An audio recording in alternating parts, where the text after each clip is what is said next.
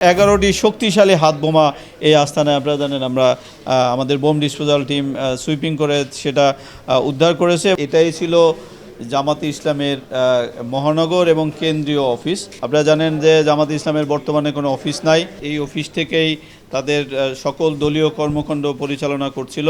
তাদের সকল শুরা বৈঠক, কেন্দ্রীয় বৈঠক সহ সকল গোপন বৈঠক এই আস্তানাতে এই অফিসে তারা অনুষ্ঠিত করত।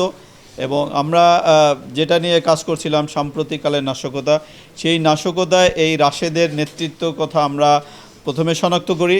আপনারা জানেন এই রাস্তায় এই যে সাত মসজিদ রোড সহ ধানমন্ডিতে ব্যাপক তাণ্ডব চালানো হয়েছিল। মাননীয় স্বরাষ্ট্রমন্ত্রীর বাসায় হামলা করার চেষ্টা করা হয়েছিল। এই কোটা আন্দোলনে জামাতে ইসলাম ছাত্র শিবির এই ঢাকা শহরে যে তাণ্ডব চালিয়েছে, ব্যাপক ধ্বংসযজ্ঞ করেছে, পুলিশের উপরে হামলা করেছে, পুলিশকে হত্যা করেছে, জামাতে ইসলামের সিদ্ধান্ত এবং নির্দেশনা এই অফিস থেকেই তারা দিয়েছে বলে আমরা প্রাথমিকভাবে জানতে পেরেছি। আপনারা দেখেছেন যে ভিতরে আমরা প্রচুর ডকুমেন্টস আমরা পেয়েছি, প্রচুর।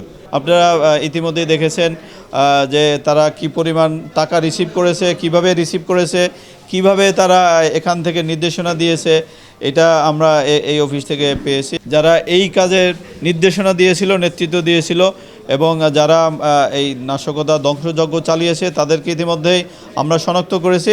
তাদেরকে গ্রেপ্তারের অভিযান অব্যাহত করবে। অ্যাডভোকেটের নামে এই অফিসটি নেওয়া হয়েছিল এবং যেই অ্যাডভোকেটের নামে নেওয়া হয়েছিল তিনিও একজন জামাতের শুরা সদস্য। যত জঙ্গিদের বাসাবাড়ি আবিষ্কার করেছি তারা এরকম ক্যামোফ্লেজ বা ছদ্মবেশ ধারণ করে তারা এরকম বাসাবাড়ি ভাড়া নিত।